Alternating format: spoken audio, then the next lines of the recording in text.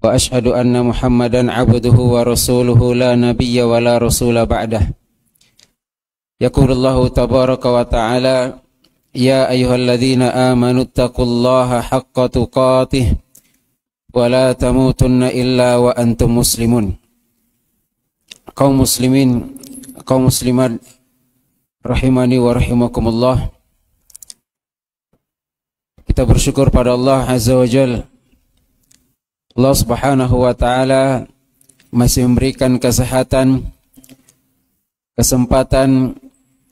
Allah masih memilih kita masuk orang-orang yang insya Allah berpuasa pada siang harinya, qiyam pada malam harinya, qiyam pada malam Lailatul Qadar, imanan wa ihtisabah, dengan penuh keimanan dan ihtisab pada Allah Subhanahu wa taala.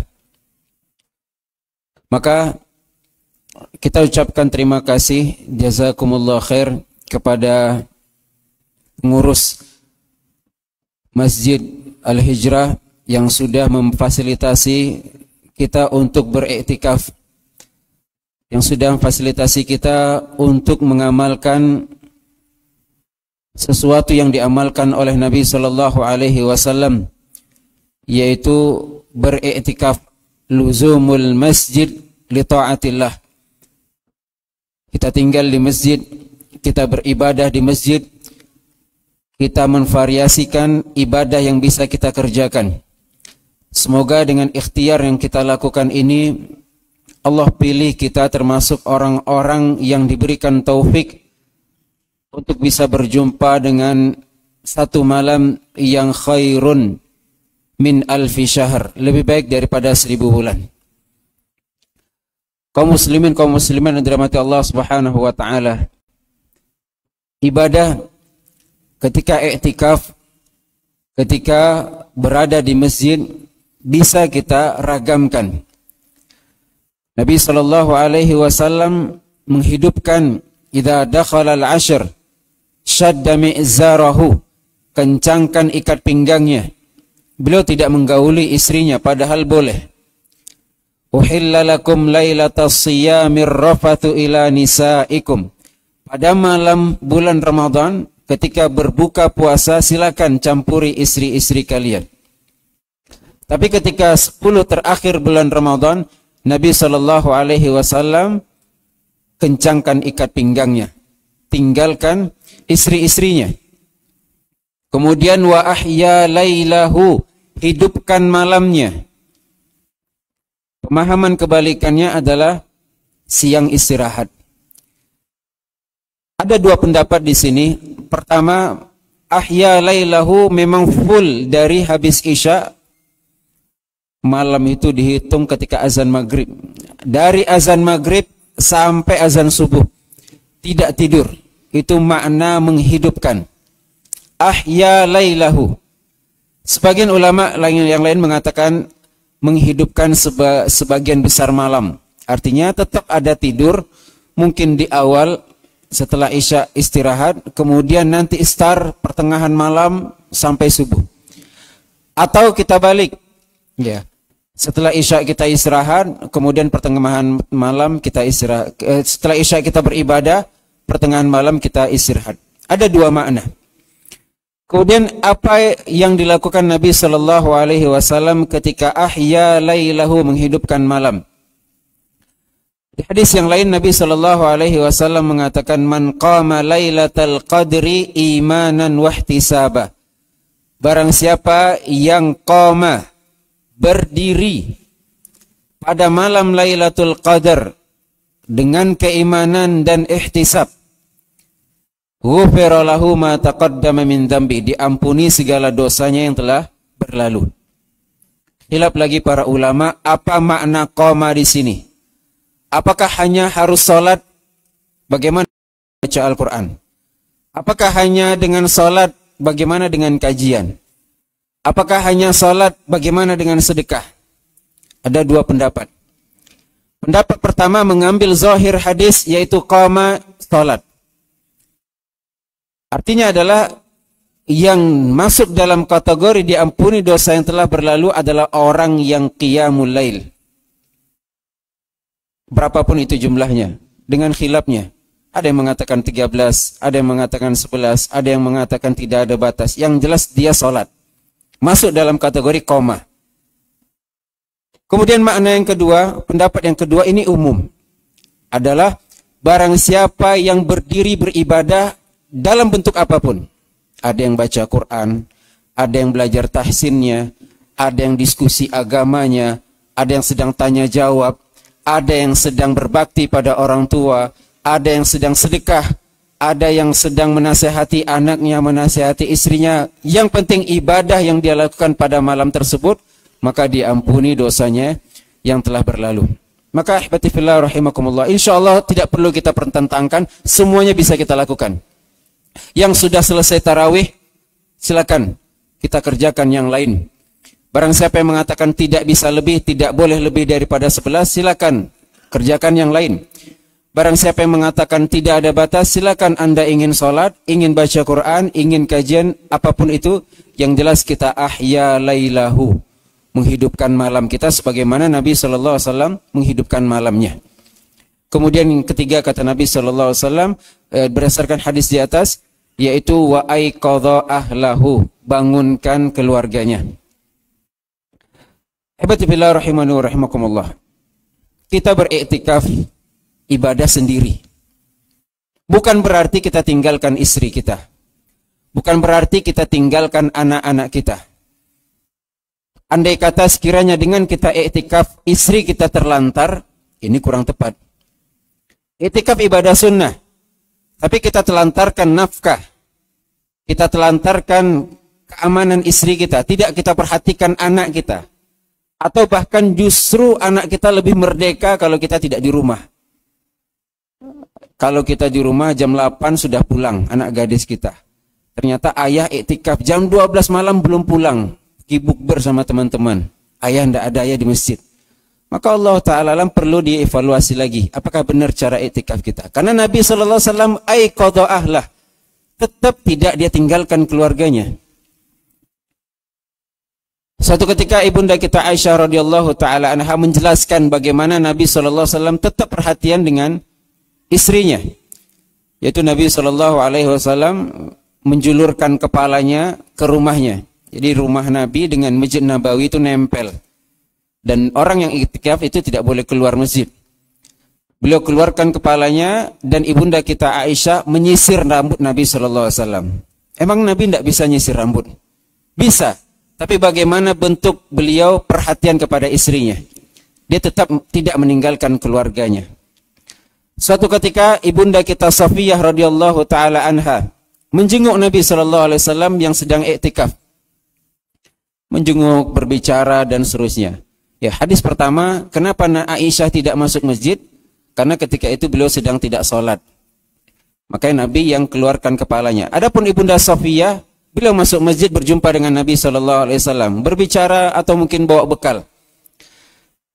Selesai urusan mereka, ibunda kita Safiyah pulang. Dan tidak mungkin beliau tinggalkan istrinya pulang sendirian. Maka Nabi SAW antarkan ibunda kita Safiyah radhiyallahu ta'ala anha sampai rumahnya, dan Nabi ketika itu sedang iktikaf. Maka ya ahbati fillah rahimakumullah, alhamdulillah kita di zaman sekarang kita punya handphone. Ya, kita masih bisa komunikasi dengan istri kita, komunikasi dengan anak kita. Kita tanya sudah sampai mana bacaannya, kita tanya sudah sholat atau belum. Ini bentuk bagaimana kita aiqadha ahlahu. Kita juga berdakwah, kita juga ajak keluarga kita. Hibati fillah rahimani wa rahimakumullah, sedikit kita membahas tentang Lailatul Qadar. Pertama,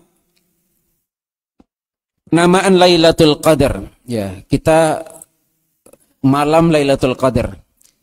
Sama seperti Bank BNI, Bank BRI, Bank BRI. B-nya itu artinya bank juga, bank negara. Maka malam Lailatul Qadar, malam itu malam, Lailah juga malam artinya. Ya. Jadi Allah Ta'ala alam penamaan kita seperti itu, malam Lailatul Qadar. Andai kata kita tidak pakai malam Lailatul Qadar, itu sudah malam artinya. Seperti goa Ashabul Kahfi. Ya. Ashabul Kahfi itu sudah, Kahfi itu artinya goa. Ashab penghuni, Kahfi itu goa. Ya. Nah, kenapa disebut Lailatul Qadar? Kenapa kita fokus kepada Qadar? Ada beberapa pendapat para ulama, di antaranya adalah li'idhami qadriha indallah, karena memang agungnya itu malam. Qadar agung. Pertama, Lailatul Qadar artinya karena memang agung. Pendapat kedua atau makna yang kedua, li'idhami qadri man wufiqa minal ibad, karena agungnya seseorang yang berjumpa dengan Lailatul Qadar. Malamnya mulia, maka barang siapa yang beribadah pada malam mulia tersebut, dia pun jadi mulia. Malam yang mulia, barang siapa yang beribadah pada malam tersebut, dia masuk kategori yang qadar, agung. Sebagian yang lain mengatakan dinamakan qadar karena takdir, diambil dari kata-kata takdir. Ya.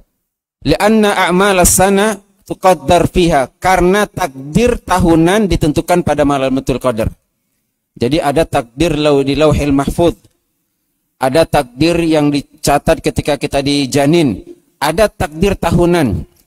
Ya, disampaikan kepada malaikat, ini takdir fulan tahun ini, dan itu terjadi pada malam Lailatul Qadar. Kata Allah, fiha yufraqu kullu amrin hakim. Kata Allah Subhanahu wa taala, inna anzalnahu fi lailatin mubarakah, inna kunna munzirin fiha yufraqu kullu amrin hakim. Menjelaskan tentang bahwasanya pada Lailatul Qadar Allah tentukan takdir. Maka maksudnya adalah takdir yang bagaimana? Barang siapa yang berjumpa dengan malam Lailatul Qadar, maka Allah tentukan baginya takdir yang baik. Allah jadikan, Allah murahkan rizkinya, Allah sehatkan badannya, semua kebaikan. Barang siapa yang berjumpa dengan malam Lailatul Qadar, Allah berikan takdir-takdir yang baik. Sebagian lain yang mengatakan qadar itu artinya sempit. Ada santri surat Al-Fajr. Wa ammal insan idza mabtalahu faqadara alaihi rizq fayaqulu rabbi faqadara, maka dikadarkan sempit. Orang sebagian manusia ketika dilapangkan rizkinya, mereka mengatakan Allah muliakan. Tapi ketika Allah sempitkan rizkinya, mereka katakan Allah menghina saya. Qadar di sini sempit. Apa makna sempit? Karena Allah Subhanahu wa taala katakan tanazzalul malaikatu warruhu fiha biidzni rabbihim min kulli amr. Tanazzal, turun. Para malaikat turun, begitu pula bosnya, ketuanya, sayyidnya malaikat, ruh. Ruh di sini diantara nama malaikat Jibril alaihi salam. Dan para malaikat ahibati fillah rahimakumullah, Allah Ta'ala alam, hanya Allah yang tahu berapa jumlah mereka.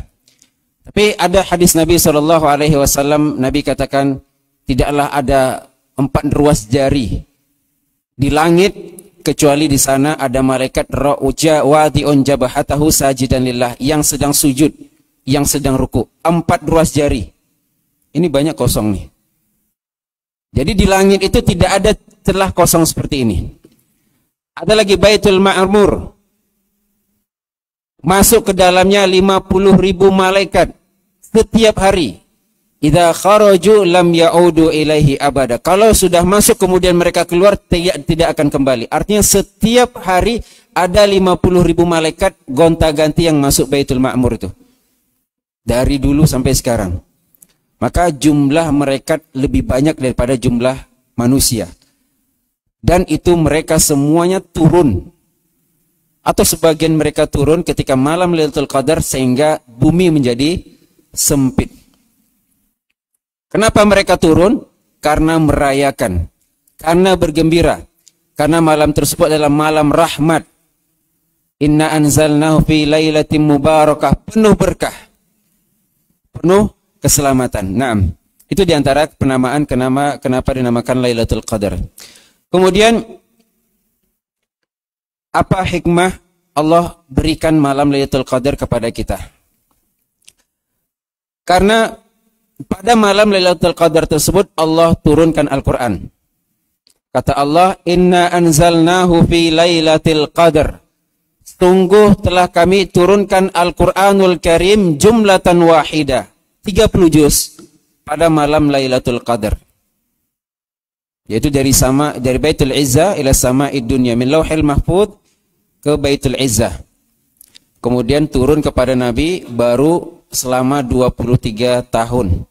10 tahun di Mekah, 13 tahun di Mekah, 10 tahun di Madinah. Terjadi khilaf para ulama kapan turun pertama kali kepada Nabi SAW. Sebagian mengatakan 17 Ramadan. Jadi maksud 17 Ramadan itu bukan turunnya dari Lauhil Mahfuz ke Baitul Izzah, tapi turun kepada Nabi. Ya. Adapun turun pada malam Lailatul Qadar itu adalah ketika min Lauhil Mahfuz ila sama'id dunya. Maka ketika Al-Quran turun pada malam Lailatul Qadar, maka malam itu jadi mulia. Ya, sering kita dengar ungkapan, ketika sesuatu berkaitan dengan Al-Quran, maka sesuatu tersebut jadi mulia. Al-Quran turun kepada yang dibawa oleh malaikat Jibril, maka Jibril menjadi malaikat paling mulia. Turun kepada seorang manusia, maka manusia ini menjadi paling mulia, itu Nabi SAW. Turun pada 1 bulan di antara 12 bulan, maka bulan ini menjadi bulan mulia, yaitu bulan Ramadan, syahrul Ramadan alladzi unzila fihil Quran. Di antara 1 bulan tadi 30 hari ada 1 malam, maka jadilah malam ini malam paling mulia, yaitu Inna anzalnahu fi Lailatul Qadar. Maka barang siapa yang mengambil Al-Quran, dia menjadi manusia mulia. Apa kata Nabi? Khairukum man ta'allamal Quran. Maka barang siapa yang mengajarkan Al-Quran, maka itu profesi yang paling mulia. Wa 'allamahu. Orang yang terbaik adalah yang belajar Al-Quran dan yang mengajarkan Al-Quran. Maka di antara hikmah kenapa malam Lailatul Qadar malam mulia, yaitu karena ada Al-Quran di dalamnya. Kemudian sebagian lain mengatakan kenapa hikmah disyariatkan adanya malam Lailatul Qadar? Karena bonus yang Allah berikan kepada umat Islam. Umat Nabi SAW usianya tidak panjang. Berapa orang yang kita kenal usianya lebih dari 100. Mungkin 80 itu sudah sakit-sakitan. Dan Nabi SAW mengatakan a'maru ummati baina sittin wa sab'in. Umur umat Nabi itu 60-70. Sedikit sekali yang melewati itu. Maka Allah berikan bonus yang luar biasa dengan 1 malam Lailatul Qadar, maka seakan-akan dia beribadah lebih baik. Ini fokus di sini, bukan sama. Allah katakan khairun, lebih baik, min alfi syahr, daripada 1000 bulan. Ada yang pernah hitung 1000 bulan berapa tahun? Berapa? 83 lebihnya 4 bulan atau 3 bulan lebih sekian hari. 33 hari. Oke, 4 bulan. 83 tahun. Siapa dari kita yang usia 83 tahun? Artinya barang siapa yang berjumpa dengan bulan Ramadan, bulan malam Lailatul Qadar, artinya dia beribadah lebih baik daripada seluruh umurnya. Coba kita bagi, Pak. Malam itu mulai dari jam 6, anggap kita dari jam 6 sampai azan subuh berapa jam? Bantu hitung. 11, bulat aja lah 10. Dari 24 jam hanya 10, Pak. Siang istirahat silakan, tapi cuma 10 jam tidak bisa. Nah, 10 ini tadi 83 tahun ya. Anggap 80 tahun. Berarti 1 jam 8 tahun, begitu hitungannya. Iya, Pak. Ada 10 jam 80 tahun. Artinya barang siapa yang beribadah 1 jam saja pada malam Lailatul Qadar sama dengan beribadah 8 tahun. 8 kali 10, ya 80, ya betul. Beribadah kita antara maghrib dengan isya hanya 1 jam pada malam Lailatul Qadar, itu lebih baik daripada 8 tahun. Barang siapa yang sholat ba'diyah maghrib, subhanallah, hanya 2 rakaat, ba'diyah maghribnya ini lebih baik dibandingkan 8 tahun. Hanya 1 jam tadi. Maka ya sama juga dengan orang yang beribadah di Masjid Nabawi. berapa di Masjid Nabawi? Satu sholat 1000. Kalau 1000 itu berapa tahun? Anggaplah 5 kali itu. Satu hari kita anggap per hari saja. Kita 5 kali sholat. Padahal hitungannya hitungan sholat ya, bukan hitungan hari. Satu sholat itu dibanding 1000. Ya kita anggap hari saja lah, nanti kita bagi. Berarti kalau 1000 tahun itu berapa tahun? 1000 berapa tahun? 3 tahun lah anggap. Ya, andai kata kita sehari kita sholat, maka dengan satu kali kita sholat itu lebih baik daripada 3 tahun. Tidak pernah kita tinggalkan sholat berjamaah. Itu belum berjamaahnya lagi. Itu belum hitungan Ramadan lagi. Itu belum masjid haram lagi. Itu belum hitungan malam Lailatul Qadar lagi. Maka ya hitungan-hitungan ini kita penting ya. Kita sengaja bahas hitung-hitungan karena kita memang penting hitung-hitungan itu. Ya. Dan Nabi SAW jelaskan hitung-hitungan itu karena memang kita ketika masuk logikanya baru kita semangat. Ya, tapi kalau pahalanya masih ngambang, ya. Jadi satu malam pada malam Lailatul Qadar itu 1 jam lebih baik daripada 8 tahun. Dan maka itulah kelebihan yang Allah Subhanahu wa taala berikan kepada umat Islam, umat Nabi SAW, karena umur kita yang pendek tapi pahalanya besar. Bandingkan dengan umat-umat sebelum kita, Nabi Nuh alaihi salam punya umur 1000 kurang 50, 950 tahun. Nabi-nabi yang lain ratusan umurnya. Tapi Nabi kita Muhammad SAW, umatnya usianya tidak sampai setahun, tapi pahalanya bisa mengalahi umat-umat sebelum kita. Ketiga, keutamaan malam Lailatul Qadar. Pertama, Allah turunkan satu surat full pada malam Lailatul Qadar, yaitu surah Al-Qadar. Kata Allah, A'udzubillahi minasyaitonirrajim, Bismillahirrahmanirrahim, Inna anzalnahu fi Lailatul Qadar. Sungguh kami telah turunkan Al-Quran pada Lailatul Qadar. Wa ma adraka ma Lailatul Qadar. Tahukah kalian apa itu Lailatul Qadar? Lailatul Qadri khairun min alfi syahr. Lebih baik daripada 1000 bulan. Tidak sama, tapi lebih baik. Kita tidak tahu berapa lebihnya. Tanazzalul malaikatu warruhu fiha bi'idni rabbihim min kulli amr. Malaikat turun, malaikat Jibril turun bi'idni rabbihim min kulli amr. Salamun hiya hatta matla'il fajr. Memberikan keselamatan sampai terbit fajar. Kemudian unzila fihil Qur'an. Allah Subhanahu wa taala juga turunkan Al-Qur'an full 30 juz pada malam Lailatul Qadar. Kemudian berikutnya innaha lailatun mubarakah. Malam Lailatul Qadar adalah malam yang penuh berkah. Makanya di antara tanda-tanda malam Lailatul Qadar. Nah, ini kadang sebagian kita sibuk mencari tanda-tanda alam. Apa sih dari segi BMKG-nya, cuacanya bagaimana? Dijelaskan oleh para ulama, berkah. Barang siapa yang lebih bersemangat dibandingkan malam yang lain, bisa saja itu malam Lailatul Qadar. Barang siapa yang tidak capek, yang hari biasa setengah juz dia sudah letih, sudah ngantuk, ini sudah sampai 3 juz tidak capek, itu indikasi. Tidak ada panas, tidak ada letih, semangatnya lebih bertambah. Itu diantara makna keberkahan. Ada ciri-ciri fisik lainnya, yaitu cahaya bulan tidak terlalu terang.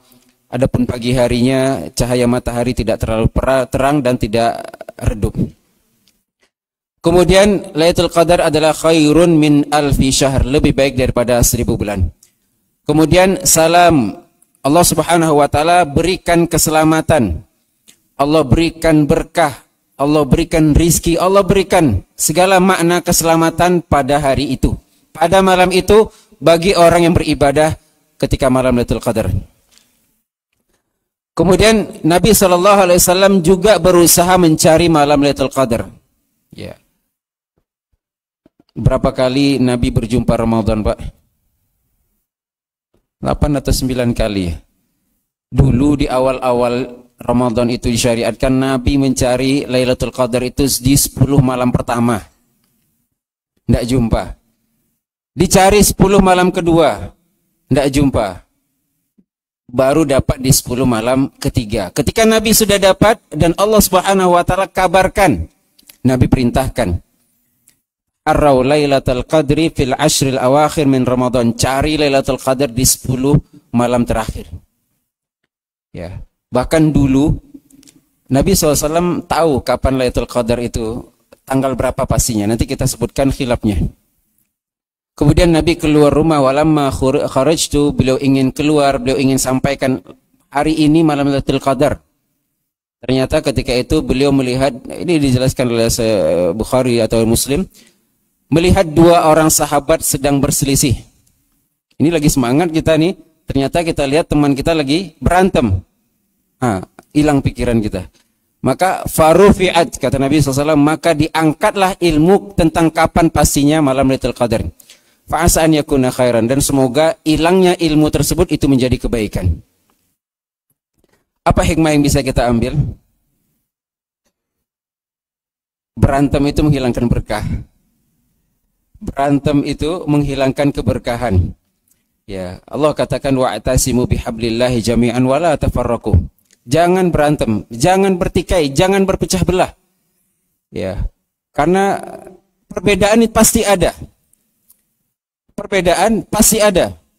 Karena kita punya latar belakang berbeda, karena kita pendidikan kita berbeda, karakter kita juga berbeda, maka tidak bisa dipaksakan. Ketika kita masing-masing memaksa kehendak, akan menghilangkan keberkahan. Ya, maka Ramadan jangan berantem kita. Yang mau puasa seperti ini, yang mau sholat seperti ini, yang mau tata cara seperti ini. Seseorang akan dihisab berdasarkan keyakinan masing-masing. Mohon maaf, saya berikan ilustrasi. Ketika saya meyakini suatu ibadah A, bid'ah, maka ketika saya lakukan, saya berdosa. Karena saya meyakini ibadah ini bid'ah. Sementara si B meyakini ibadah ini tidak bid'ah. Apakah dia berdosa? Tidak. Karena kita dihisab berdasarkan ilmu kita. Ya. Bahkan sebagian ulama mengatakan ada seorang yang mengucapkan kata-kata kufur. Apa kata dia? Kalau aku yang mengucapkan itu murtad. Tapi karena engkau yang mengucapkan, saya tidak mengkafirkan dan engkau tidak murtad. Banyak faktor, karena dia awam, karena ada syubhat, karena dia jahil, dan seterusnya. Maka kita akan dihisab berdasarkan keyakinan kita masing-masing. Perbedaan itu pasti ada, yang penting adalah kita berpegang dengan dalil yang kita yakini, kemudian kita toleransi terhadap perbedaan. Kemudian malaikat turun dengan rahmat dan memberikan keselamatan. Mata takun, kapan pastinya malam Lailatul Qadar?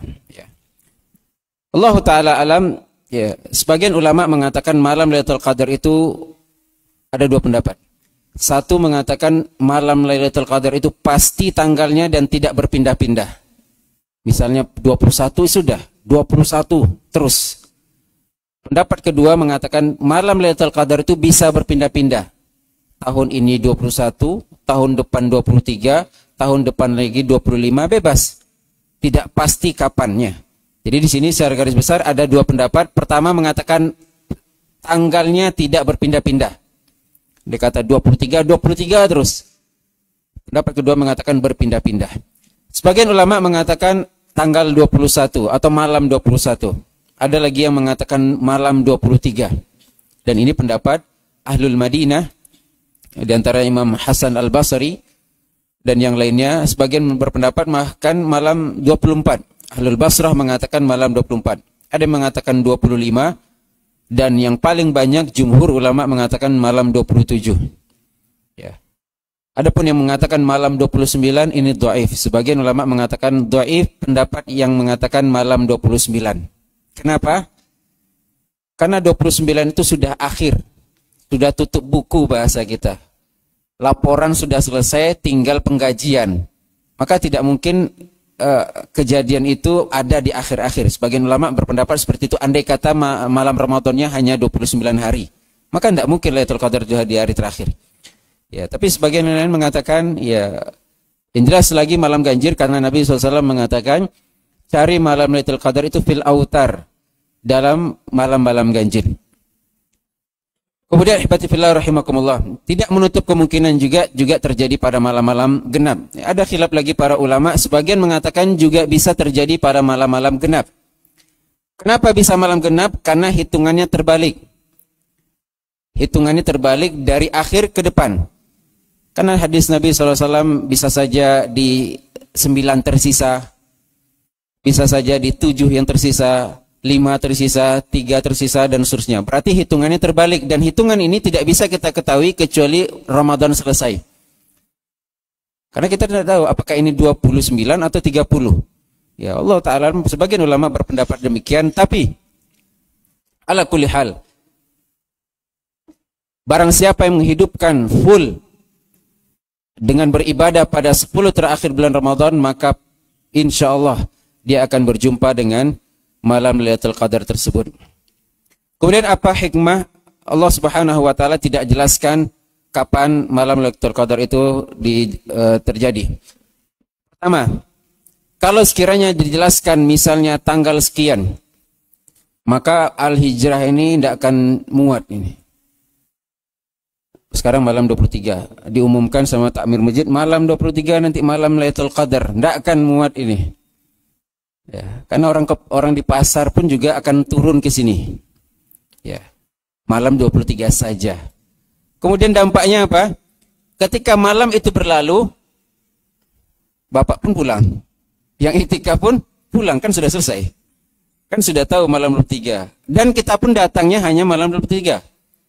10 pertama santai-santai, 10 kedua, 10 ketiga baru ambil ancang-ancang, 23 berangkat. Ya. Tablik akbar lah, datang guru-guru kita dari Jawa itu melimpah, sebesar ini masjid kita, kalau datang guru-guru kita tidak cukup. Nah, tapi kalau sekiranya kita dapat info beliau datang tidak diumumkan, ya mungkin ya tidak seperti itu. Kemudian di antara hikmahnya adalah agar kita bisa berijtihad. 10 terakhir Ramadan tidak perlu kita membeda-bedakan. Maka ihbati fillah rahimani wa rahimakumullah, mari kita perbanyak ibadah, berijtihad, karena Nabi sallallahu alaihi wasallam yajtahidu fil ashr awakhir ma la yajtahidu fi ghairihi. Ijtihad Nabi sallallahu alaihi wasallam bertambah ketika 10 malam terakhir, dan itu tidak beliau lakukan di 20 malam pertama. Ya, ibunda kita Aisyah radhiyallahu taala anha mengatakan Nabi sallallahu alaihi wasallam kana ajwadan nas, manusia paling dermawan. Wa kana ajwad ma yakunu fi Ramadan, dan kedermawanan Nabi itu bertambah ketika bulan Ramadan.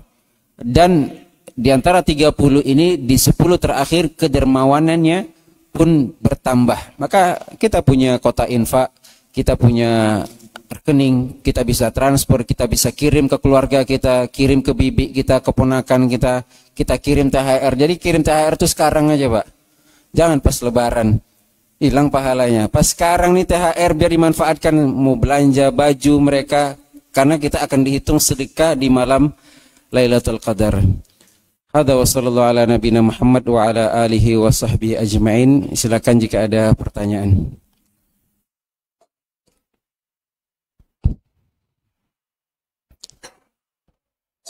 Ada Pak John?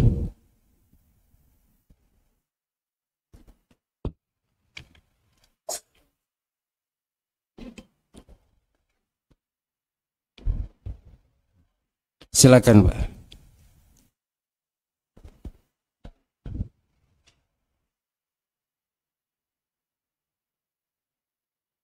Anak angkat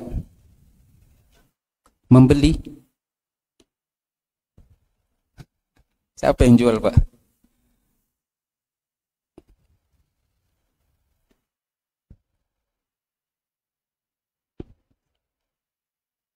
Laki perempuan? Sudah besar sekarang. Hah?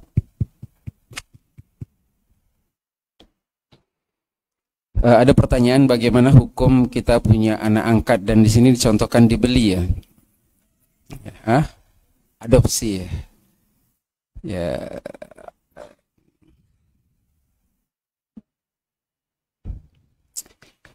Dari segi syariat itu tidak ada urusan sih sebenarnya. Ya, boleh saja kita membantu, tapi tidak boleh satu dibinkan ke kita. Ud'uuhum liabaihim, panggil dia dengan nama bapak dia. Meskipun kita anak ayah angkatnya, tidak boleh dipinkan ke kita. Kedua, tidak dinasabkan, tidak boleh dijadikan wali. Kita tidak bisa jadi wali. Anak perempuan, maka bapak bukan siapa-siapanya, tidak bisa jadi wali. Ketiga, tidak mahram. Kan dari bayi saya angkat saat iya. Itu bukan masalah bayinya, tapi masalah mahram itu masalah mahram itu karena tiga hal. Satu, karena nasab. Nasab ini tidak bisa dibeli. Mungkin bisa solusi. Jadi kita yang ingin punya anak angkat yang bisa jadi mahram, sesuai sama istri kita atau sama mahram kita. Istri kita misalnya lagi tidak hamil, tapi adik perempuan kita hamil. Ya sudah, susuin sama adik, maka dia jatuhnya keponakan kita mahram. Tapi syaratnya kurang dari 2 tahun. Ya, tapi kalau sudah balik tidak bisa lagi. Ketiga, kapan seorang itu jadi mahram? Karena pernikahan. Ya, anak angkat boleh nikah sama anak angkat? Boleh, selesai urusan.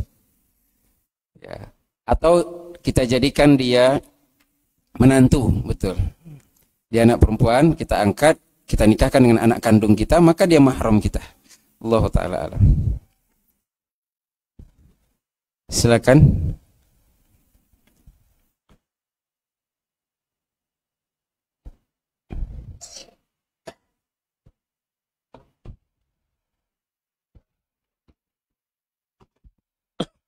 Betul. Iya, tinggal chat aja.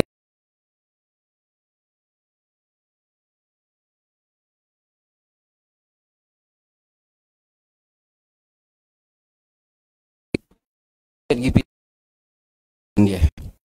Bayangkan Ibnu Taimiyah itu nulis kadang antara maghrib dan isya. Dan beliau nulisnya di mana? Di penjara. Imam Syafi'i dan yang lainnya, Syekh Muhammad bin Abdul Wahab, nulis beberapa matan-matan itu hanya antara asar dan maghrib. Jangan bayangkan pena kita, pena sekarang Pak, yang sekali tulis, tapi penanya cemplungin ke tinta, tulis 1-2 kata, cemplung lagi. Ya. Imam Bukhari tidak tahu kalau ada internet, tinggal googling dapat ChatGPT. Imam Bukhari perlu dia safar sekian bulan untuk mencari satu hadis. Dapat satu hadis, dicek lagi siapa fulan ini. Fulannya anak siapa? Siapa gurunya? Kalau sekarang Ali Mustafa sudah ada di internet tuh. Ini kajiannya, di mana dia ngajar, di mana datanya sudah ada. Maka itu diantara kemudahan yang Allah berikan kepada kita sekarang. Maka jangan sia-siakan fasilitas ini untuk menuntut ilmu. Maka saya paling marah dengan anak-anak yang punya handphone tapi tak punya aplikasi-aplikasi. Al-Quran pun tak punya aplikasi di handphone, itu saya sangat marah.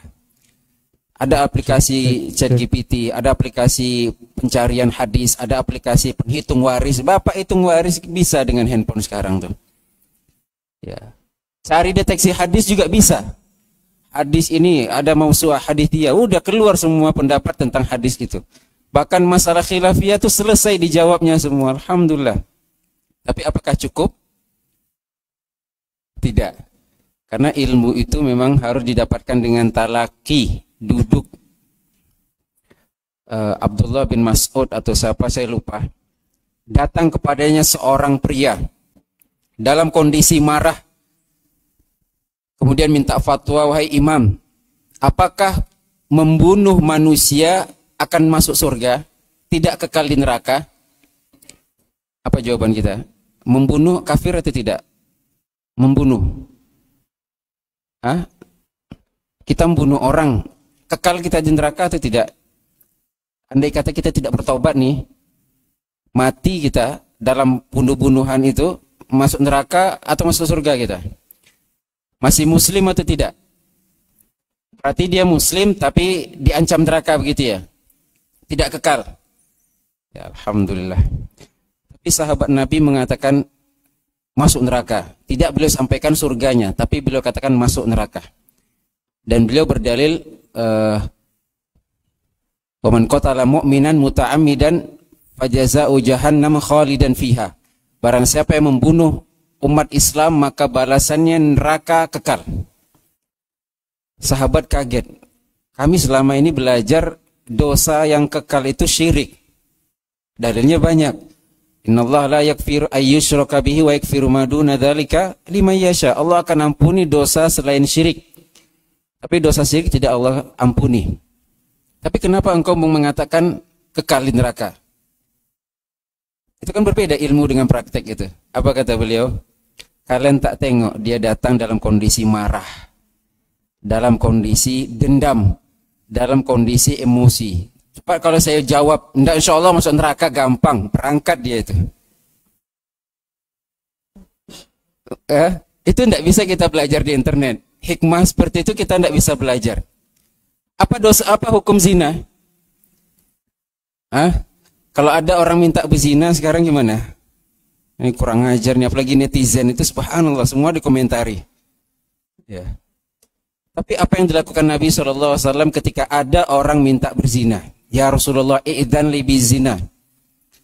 Ini tidak bisa kita dapatin hanya sekedar dibaca buku. Dosa zina jelas haram, dirajam, dicambuk. Tapi lihat apa yang dilakukan Nabi kepada seorang pemuda yang minta izin untuk berzina. Nabi panggil, utunu, mendekat. Nabi berikan nasihat, Nabi berikan ilustrasi, Nabi berikan logika, bukan dalil. Nabi tidak sampaikan dalil, tapi Nabi katakan, atardahu li ummik. Nah, ini kan ilmu itu. Tidak semua disampaikan dalil. Kadang ada orang memang tidak percaya dalil. Atau dalam kondisi ada syubhat yang lain, maka boleh kita pakai logika. Kata Nabi, maukah ibumu dizinai orang?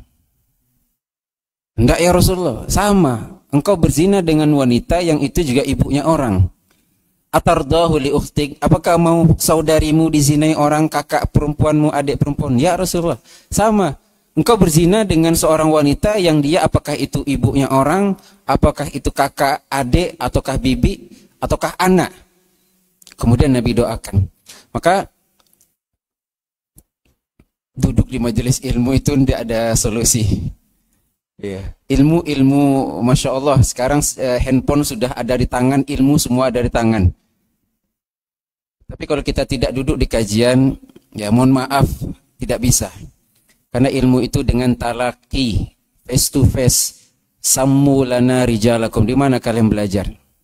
Kalian harus diakui gurunya siapa, muridnya siapa. Begitu para ulama terdahulu. Tapi kalau saya duduk kajiannya Sa'ali kenal sama Pak John, tak kenal misalnya, maka itu juga sulit. Karena para ulama itu jelas silsilahnya, gurunya siapa, muridnya siapa. Dia punya guru pun juga lihat komentar gurunya tentang muridnya itu. Fulan bagaimana? Fulan itu produk gagal itu. Jangan dengar dia. Banyak. Ya, dijualnya nama gurunya padahal gurunya tidak mengakui. Ini bahaya sekali. Maka apalagi anak-anak muda yang semangatnya luar biasa. Ya, cuman ya hikmahnya kadang kurang. Betul yang kita sampaikan itu betul. Tapi masih ada ilmu yang lain, yaitu lihat situasi dan kondisi. Allah Ta'ala alam.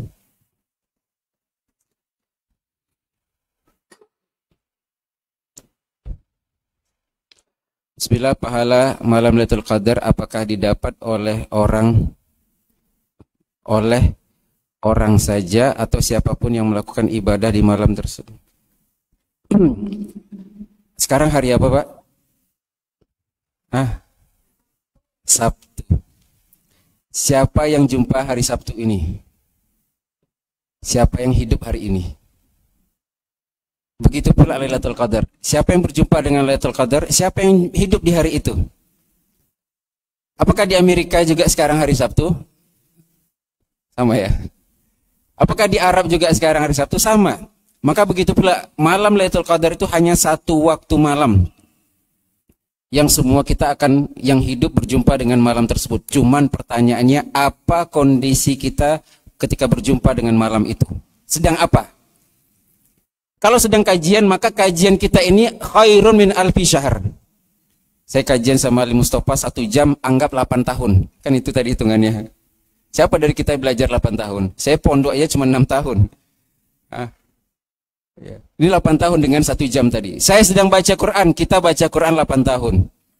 Saya sedang qiyamul lail 8 tahun, begitu saja. Ya, saya sedang berbakti pada orang tua, saya sedang mudzakarah, maka Lailatul Qadar adalah satu waktu yang semuanya kita akan berjumpa barang siapa yang hidup ketika itu. Tapi pertanyaannya adalah apa yang kita lakukan ketika malam Lailatul Qadar tersebut. Maka barang siapa yang beribadah menghidupkan malam, Allah ampuni dosanya dan ibadahnya tersebut lebih baik pada 1000 bulan. Nah, Allah Ta'ala alam. Ada lagi? Ada dari pemirsa. Silakan. Assalamualaikum warahmatullahi wabarakatuh. Saya Zul dari Kalimantan Barat. Mohon izin bertanya, apakah Rasulullah SAW pernah mencontohkan doa kunut witir yang dilakukan dimulai malam pertengahan bulan Ramadan? Jazakallahu khairan. Nah, barakallahu fikum.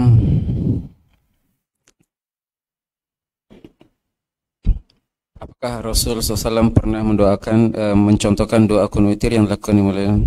Allah Ta'ala alam, ya, doa kunut itu ada dua macam. Yang ketiga khilaf. Pertama, kunut nazilah, ketika terjadi musibah, Nabi SAW mendoakan suatu kaum yang berbuat zalim, dan itu dilakukan 5 waktu. Kemudian ada kunut witir, ya, kunut witir, dan itu juga dilakukan oleh Nabi SAW. Diajarkan kepada Hasan atau Ali atau Husain tentang doa kunut witir. Allahumma hdina fi man hadait, wa'afina fi man afait, wa tawallana fi man tawallait. Itu diaminkan itu sebenarnya. Cuman kita silent semua. Itu diaminkan. Doa itu pada konsep dasarnya diaminkan. Meskipun kita sedang berjamaah, ya memang diaminkan. Allahumma hdina fi man hadait, wa'afina fi man afait, wa tawallana fi man tawallait, wa barik lana fi ma a'tait, wa qina syarra ma qadait. Itu 5 itu doa. Sisanya tidak doa. Fa innaka taqdi wa la yuqda 'alaik, innahu la yadhillu man walait wa la yu'izzu man adait, tabarakta. Itu semuanya puji-pujian. Maka ketika di masjid lain kita mendengar imamnya ketika 5 ini suaranya keras. Ketika sisanya suaranya hilang. Kenapa? Takut diaminkan. Ya. Karena diaminkan itu tidak boleh. Pujian kepada Allah masa diaminkan? Allah itu maha besar, amin. Allah itu maha terpuji, amin. Tidak, pujian kepada Allah tidak boleh diaminkan. Amin itu hanya permintaan. Itu diantara doa kun. Apakah boleh dengan doa yang lain? Allah Ta'ala alam. Sebagian ulama mengatakan bebas, ada dengan tambah-tambahan yang lain, puji-pujian yang lain. Kita tambah Allahumma innaka afun tuhibbul afwa fa'fu anna dan seterusnya. Tapi sebagian yang lain mengatakan cukup dengan doa itu saja. Yang jelas doa kunut witir itu dianjurkan. Allah Ta'ala alam. Dan ini juga khilaf para ulama apakah ba'da ruku atau sebelum ruku. Dan ini insyaallah keduanya juga boleh lakukan. Sekali kita jadi di antara bentuk kita belajar itu Pak, tanawu. Di antara kita memang mengamalkan sunnah, andai kata semua dalilnya benar, maka kita amalkan satu-satu. Jangan itu terus. Ya, Allahumma ba'id, terus ada doa yang lain, istiftah yang lain. Ya, itu diantara kita mengamalkan sunnah Nabi, sehingga sesuatu yang tidak kita amalkan tidak dianggap asing. Allah Ta'ala alam. Silakan, ada yang bertanya tadi, mikrofon. Ya, silakan Pak. Assalamualaikum Ustaz. Assalamualaikum. Tadi saya ada ini Pak, Ustaz? Masalah takdir tahunan ini Ustaz. Jadi mohon penjelasan masalah takdir tahunan ini. Nah, barakallahu fikum. Kita di kampus itu ada pelajaran mabahithul iman, pembahasan tentang iman. Itu kadang satu semester tuh ada 3 rukun iman, 2 rukun iman, kecuali takdir. Takdir itu kadang 2 semester juga belum selesai. Dan di dalam Al-Quran takdir tidak digandengkan dengan rukun iman yang lain. Kullun amana billah wa malaikatihi wa kutubihi wa rusulihi wal yaumil akhir. Tidak disebutkan takdir. Sehingga ada kelompok yang mengingkari takdir. Ada 2 kelompok. Yang pertama Jabariyah, mengatakan semua kita tuh, saya bermaksiat sudah takdir, saya beribadah juga takdir, ya sudah kita jalan saja, seperti air mengalir. Sebagian mengatakan ya dia menciptakan takdirnya. Ya, Allah itu tahu setelah saya melakukan. Ini na'udzubillah. Yang benar adalah takdir itu sudah Allah tentukan jauh sebelum ciptakan langit dan bumi. Apa yang terjadi, apa yang belum terjadi, dan kalau terjadi bagaimana terjadi. Sesuatu yang tidak jadi terjadi, Kalau dia terjadi, bagaimana terjadi? Ada doa barang siapa yang ingin dipanjangkan rizkinya, dimudahkan urusannya, dimudahkan, dipanjangkan umurnya, dimulapangkan rizkinya, sambung silaturahim. Tapi kenapa mati juga dia? Kenapa miskin juga dia? Bertentangan dengan dalil ini. Nabi katakan barang siapa yang ingin dimudahkan rizkinya, sambung silaturahim. Tapi banyak orang yang ramah, miskin juga. Mati juga. Nah, maknanya diantaranya adalah kalau dia sambung silaturahim, bertambah umurnya 5 tahun misalnya. Kalau dia tidak sambung, ya sudah 80 mati dia. Ternyata dia sambung, bertambah 5 tahunnya. Ya, ini bertambahan ke 5 tahun itu juga sudah ditakdirkan. Tidak jadi nambah juga sudah ditakdirkan. Semoga nanti ada kajian khusus oleh Ustadz kita, Ustadz Mududi atau yang lainnya, pembahasan tentang takdir. Ini sangat krusial dan sangat luar biasa. Karena salah dalam memahami takdir ini juga berdampak fatal. Seperti kajian kita sebelumnya, kita membahas juga tentang takdir. Wa in asabaka syai'un fala taqul law anni fa'altu kada kana kada walakin qul qaddarallahu wa ma syaa fa'al. Ini juga bagian daripada pembahasan takdir. Allah taala alam.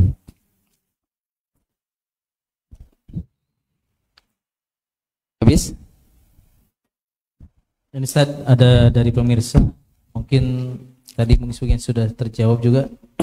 Assalamualaikum Ustaz, ingin bertanya, apakah ada ciri-ciri khusus turunnya malam Lailatul Qadar dan bagaimana ciri dari orang yang mendapatkan Lailatul Qadar? Tambah ganteng dia. Bertambah dompetnya ya. Ada pun ciri-ciri segi alam tadi kita sudah jelaskan, malamnya tidak terlalu terang cahayanya, tapi tidak menutup kemungkinan hujan. Apakah tidak Lailatul Qadar? Pendapat yang mengatakan malam Lailatul Qadar itu malam 21, kenapa? Karena ketika itu subuh hari dalam kondisi hujan dan kening Nabi becek, kena lumpur, karena Masjid Nabawi itu tidak ada atap, atapnya pelepah kurma dan tidak ada karpet kita, yang ada langsung tanah. Jadi ketika sujud pasir kena air gitu. Kalau kita kena air kan masih keras, ini pasir, padang pasir kena air. Gimana bentuknya? Maka Nabi SAW sampaikan bahwasanya itu malam Lailatul Qadar dan para sahabat mendeteksi kapan itu terjadi, malam 21. Itu yang mengambil pendapat Lailatul Qadar 21. Intinya adalah tidak menutup kemungkinan juga kondisinya hujan. Artinya jangan ini tidak akan Lailatul Qadar nih, hujan. Enggak, tetap kita beribadah pada malam tersebut. Kemudian ciri-ciri kedua yaitu pada pagi harinya tidak terlalu terang dan tidak terlalu redup. Adapun dari ciri-ciri kita, anda tahu Allah Ta'ala alam, keberkahan itu muncul. Semangat kita itu beda dengan hari biasa, kita tidak tahu. Yang tadinya 5.000, ya. Ada teman kita kasih tips ya, barang siapa yang ingin sedekah 1 juta, kalau memang duitnya itu satu-satunya dibagi 10 hari. 1 juta 10 hari, dibagi 10, 100. Sehingga kalau kita sedekah malam 23 1 juta, malam 24 dah habis duitnya. Ternyata mana tahu malam Lailatul Qadar itu malam 24. Maka 100.000 dikali 80 1000 bulan tadi ya. Begitu cara hitungannya. Yang jelas tetap ada ibadah yang kita lakukan. Allah Ta'ala alam, semoga Allah berikan taufik kepada kita untuk tetap istiqomah, untuk tetap ya beribadah pada Allah Subhanahu wa taala. Kita berdoa pada Allah Subhanahu wa taala, Allah jadikan kita mimman qama Ramadan imanan wa ihtisaban. Allahumma innaka afuwun tuhibbul afwa fa'fu anna. Ini lafaz ini qat'i ya. Nabi SAW yang mengajarkan kepada ibunda kita Aisyah tentang lafaz ini. Maka zikir-zikir yang sudah jelas itu tidak boleh ditambah sebenarnya. Allahumma innaka afuwun karimun Ghafur. Kenapa hanya karim? Karena sesuai dengan sajaknya? Tidak bisa. Karena ini ibadah sudah qat'i. Allahumma innaka afuwun tuhibbul afwa fa'fu anna. Adapun zikir-zikir yang umum bebas, kita doa yang lain bebas. Tapi kalau ada zikir yang terkait dengan waktu, terkait dengan tempat, disebutkan jumlahnya, maka harus kita taati aturan yang ada. Allah Ta'ala a'lam, sallallahu ala nabiyina Muhammad wa ala alihi wa sahbihi ajmain. Subhanakallah bihamdik asyhadu an la ilaha illa anta astaghfiruka wa atubu ilaik. Assalamualaikum warahmatullahi wabarakatuh.